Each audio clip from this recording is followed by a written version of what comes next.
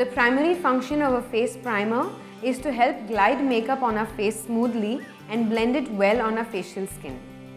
Applying it on our face after a moisturizer and before a foundation creates a smooth base for our makeup to cling on for many hours. A good face primer evens out the skin tone, reduces inflammation and redness on the face, reduces excess oil, and thereby prolongs the wear time of makeup. Although there are many branded primers available in the market, choosing the right one for your skin type can be both challenging and expensive.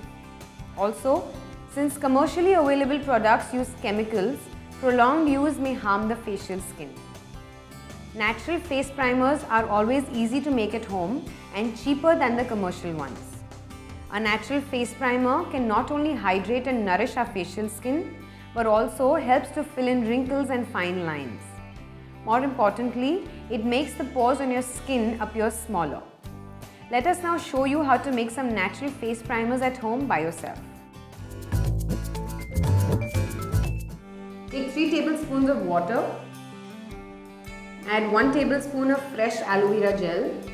Add 2 drops of almond oil. Mix this well to make a smooth gel. Apply this evenly on the face. Allow it to dry before applying your makeup. Almond oil is a rich source of vitamin E that nourishes our skin. You can store this natural primer for a week in a refrigerator.